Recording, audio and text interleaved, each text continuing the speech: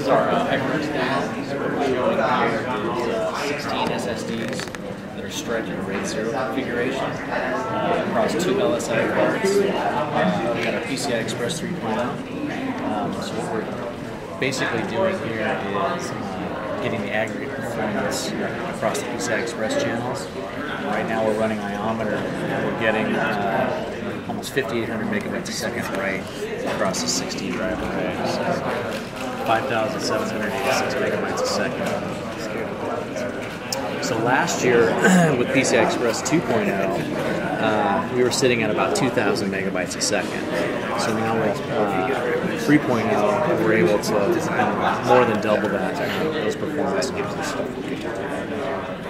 So if you come in here, maybe a little closer, you can see we've got 12 drives across here and then 4 across the bottom here, all connected to the 2 LSI HBAs down below.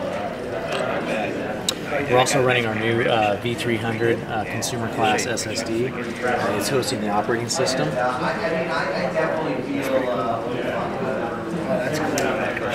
24 gigs in memory on this Asus Sabertooth board. I tend to like it. And do you find any performance hit running RAID 0 with SSDs? We've probably fully saturated the capabilities of the host controllers. So we're probably, even if we added more drives, we'd be adding more density, but the performance would remain linear. So we've pretty much saturated the capability of the cards. Do you think 12 is the saturation point, or do you think it's somewhere less than that, maybe just the capacity? Probably somewhere less than that. I would say with PCI Express 3.0, you could probably fully saturate with 8 drives. Okay. So this was more just stacking everything up. Yep. What we wanted to do was get the aggregate performance across the 2 PCI Express channels. So what we do is we stripe all 16 together in Windows, and that enables us to get that bandwidth across the PCI Express channels. If we run on a single card, our performance would be probably in the 3,000 megabyte a second range. So we need that second PCI Express channel to get the performance in.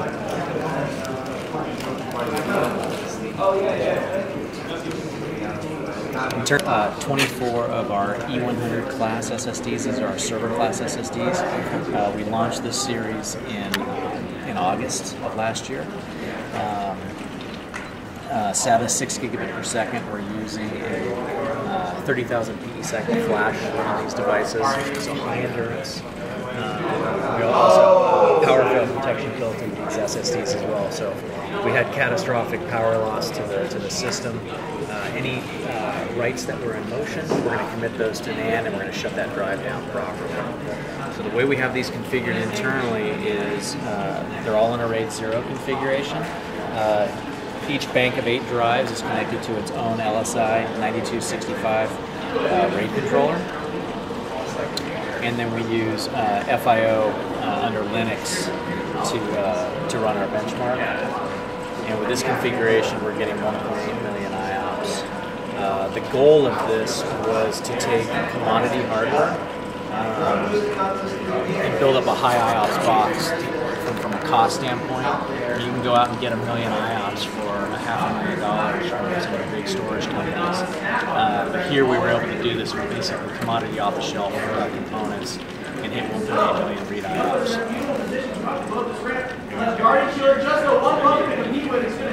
So is this just a formal thing or just good? Just go ahead. Alright, cool. So basically what we're demonstrating here, this is kind of an off-the-shelf AMD, it's an A85 chipset with the A10 processor. We're running graphics off of the system, notice green graphics. And this is kind of an homage to our HyperX 10-year anniversary modules. So as a thank you to our loyal fans, right, of the HyperX product line. These are running in dual channel mode, they're just at 1600 megahertz. The demo itself is just kind of showing how you can use all that memory and the performance to do some video editing. So this is an example of somebody who went on a European trip and is now rendering and editing their video.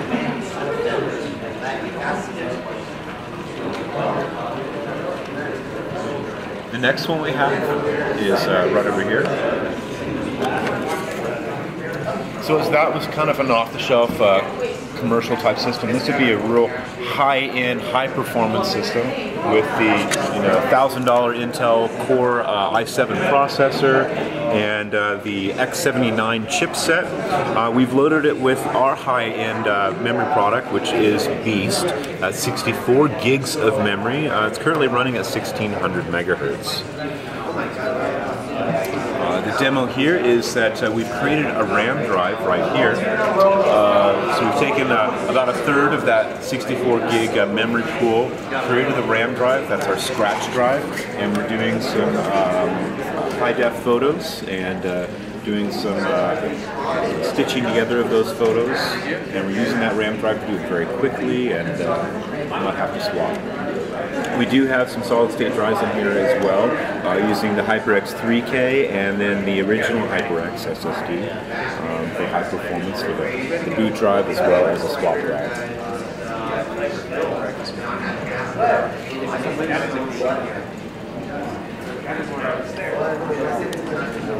Down from that big beast over there to this little guy right here. If you're familiar with this, or may not be, this is the Intel NUC platform that stands for Next Unit of Computing. And basically that's a full power PC with a Core i3 processor embedded on the underside of the motherboard. On the back side here, you can see a couple of Kingston products. We're of course known for making things faster and more efficient. So we've plugged in 2 of our 8 gig SODIMMs. Those are our HyperX plug-and-play modules, so they're automatically overclocked to 1600 megahertz at standard voltage 1.5. And then we've plugged in a prototype of our 120 gig mSATA drive, and that's a 6 gigabit solid-state drive. And to demonstrate the performance of this product, I'm running a high-def movie here. This is a 16 gig high-def movie rip. And you can see the memory's running at 1600 megahertz. Pretty good CPU and memory utilization there. And I also did a Windows score, so and just to kind of highlight where Kingston was able to enhance this system significantly was in the memory and the SATA, or the SSD. So we got the top scores.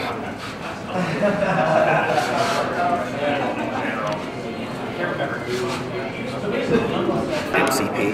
So, the entire the multi-chip packaging or the embedded stuff, where the controller, the NAND, little DRAM for cache is all the same little modules, same little PCB that you'll find in smartphones, tablets, some of the embedded stuff. Where size for the device is a crucial factor, that it has to be small.